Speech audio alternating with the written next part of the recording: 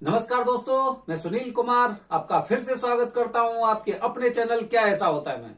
दोस्तों, breaking news दे रहा हूं आपको। ब्रेकिंग न्यूज, अगर आप त्र्यंबकेश्वर जाने वाले हैं 5 जनवरी से 15 तारीख तक जाने वाले हैं तो आपको अपना प्लान कैंसिल करना पड़ेगा, क्योंकि जो त्र्यंबकेश्वर मंदिर है 5 जनवरी से 15 जनवरी तक बंद रहेगा।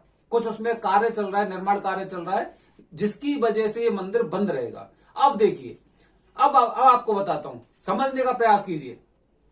पितृदोष की पूजा हम कराते हैं या कालसर्प दोष की पूजा कराते हैं। जब हमारी पूजा पूरी तरह से संपन्न हो जाती है तो पंडित जी हमें बताते हैं कि अब आप बाबा के यहाँ पे और मस्तक नवा के आइए, उन्हें दंडवत प्रणाम करके आइए, मतलब मंदिर में आपको दर्शन करके आने हैं।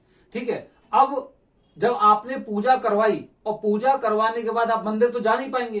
अब मंदिर नहीं जा पाएंगे तो ये बताओ कि आपकी पूजा सफल कैसे होगी, क्योंकि किसी भी तरह की शांति के बाद जब हमें लगता है कि हम पूरी तरह से इनकी शांति करा चुके हैं, चाहे वो पितृदोष हो या कालसर्प दोष हो, उसकी पूजा करा चुके हैं, उसके बाद हमें बाबा के दर्शन करने हैं। भाई, ऐसे स्थान पर हम लोग गए हैं जहां पर इन दोषों का पूरी तरह से 100% इनका निवारण होता है, लेकिन उनमें मान्यता जो बताई गई है, मान्यता के अनुसार ये है कि जैसे ही आपकी पूजा संपन्न हो जाती है तो उसके बाद आपको त्र्यंबकेश्वर महादेव के दर्शन करने होते हैं, उन्हें दंडवत प्रणाम करनी होती है, उनके सामने आपको मस्तक नवाना पड़ता है। ठीक है। अब देखिए, अब यहां पे पकड़े जाएंगे कुछ लोग। कौन से लोग होंगे? देखिए, आप त्र्यंबकेश्वर में आप गूगल पे सर्च करना, पंडित जी इन त्र्यंबकेश्वर, कालसर्प दोष पूजा इन त्र्यंबकेश्वर, ऐसे करके आप सर्च करना। वहां पे आपको गूगल पे जब आप सर्च करेंगे तो आपको काफी पंडित जी, काफी वेबसाइट ऐसी नजर आएंगी जिनसे आप कॉल करना।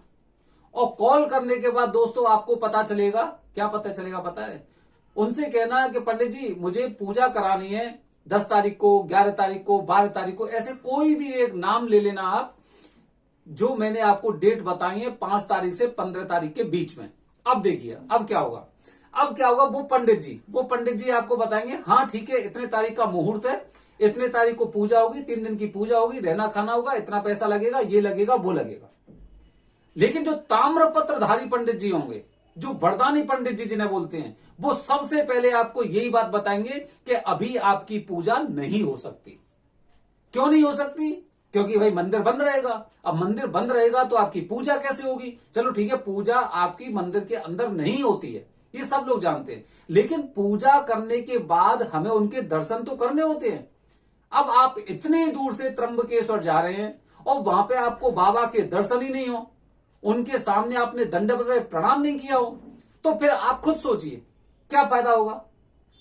ये चीजें हम लोगों को जब पता चल जाती है ना, तो जो वहां पे और पंडित जी बैठे हुए जिनके बारे में लोग ऐसा बोलते हैं कि भाई वहां पे तो लूट मची हुई है, वहां पे तो ऐसे ऐसे पंडित जी होते हैं, एकदम बहुत बुरी तरह से पैसा मांगते हैं, बहुत ज्यादा पैसा मांगते हैं, वो तो लोगों की स्थिति नहीं देखते, और एक बार पूजा के पैसे बता देते हैं, उसके बाद वो क्या करते हैं। अब देखिए, जैसे कि अगर आपने वहां पे पूजा कराई ऐसे पंडित जी से, अब आपने कहा कि पंडित जी कितना खर्चा होगा, कि देखिए खर्चा इतना होगा, वो बता देंगे आपको, 6,000, 8,000, 10,000 आपको बताएंगे। अब उसके बाद जब आप पूजा कराते हैं तो पूजा कराने के बीच में ही आप बोलेंगे देखिए गौदान के लिए, अब गौदान, आप गौदान कर रहे हैं, गऊ का दान कर रहे हैं, तो जो आपकी श्रद्धा हो उसके अनुसार आप दक्षिणा रख दो। ठीक है, वो दक्षिणा आपने रख दी। भूमि पूजन के लिए, भूमि का जो ऋण है हमारे ऊपर, उनके लिए, और देवी देवताओं की पूजा करने के लिए, अब पता चला आपके 2-3 हजार रुपए उसमें भी चले गए। ठीक है। अब आप वहां से लौट के आए, अब आपने बताया कि भाई पूजा पंडित जी तो इतने पैसे मांग रहे थे और हमारी पूजा के लगे इतने पैसे हैं।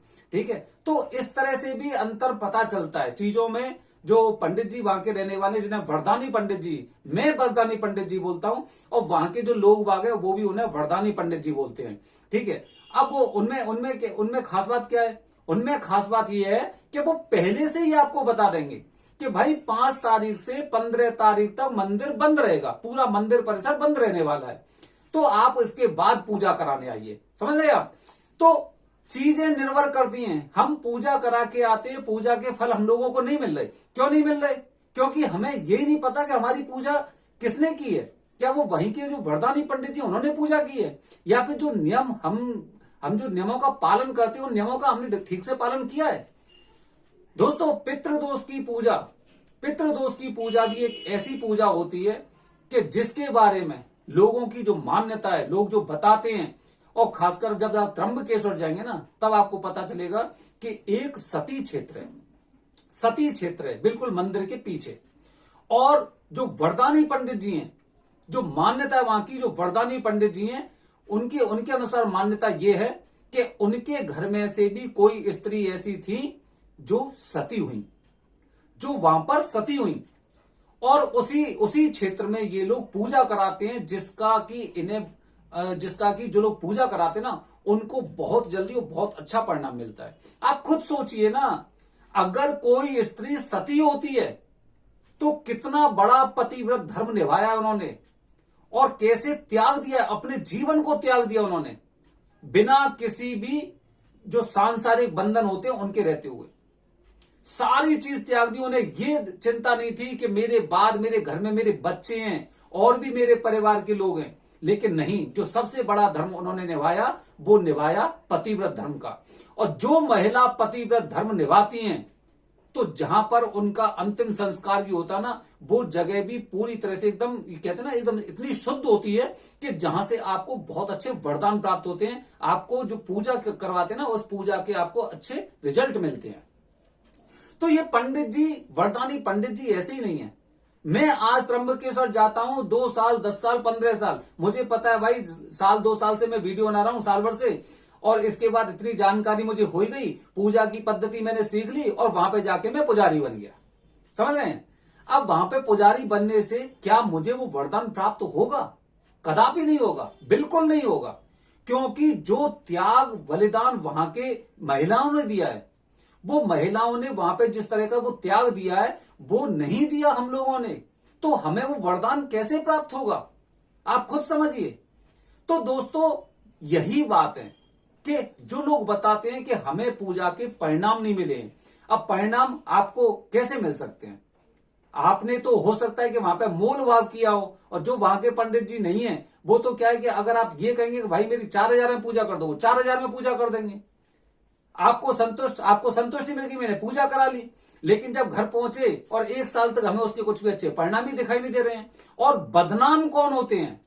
बदनाम होते हैं वहां के जो ताम्रपत्रधारी पंडित जी होते हैं, जो एक कहते हैं ना, एक परेशानी, ठीक है, जो बदनामी हो रही है। बदनामी क्या हो रही है? उन तीर्थों की हो रही है कि उन लोगों ने अच्छी तरह से ना तो पूजा कराई, और एक हम लोगों ने भी, कोई एक पार्ट नहीं है इसमें, दोनों हिस्से हैं।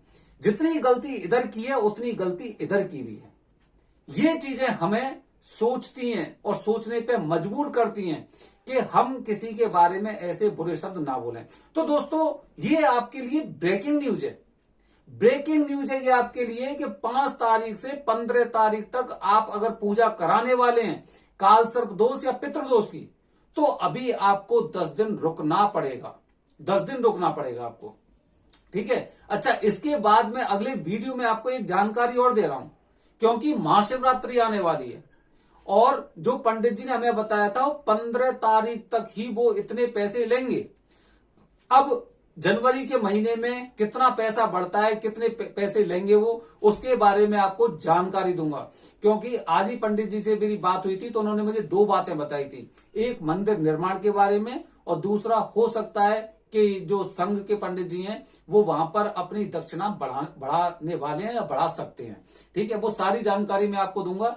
अभी तक के लिए ये कि आपको ध्यान रखना है कि अगर कोई पंडित जी ये कह रहे हैं ना कि 5 तारीख से 15 तारीख के बीच में पूजा करा दूंगा, तो आप वो तो जितने मतलब इस चीज के भागीदार होंगे, लेकिन आप उससे ज्यादा भागीदार होंगे, क्योंकि आपको पता होने के बावजूद भी आप वहां पर उनसे पूजा करा रहे हैं।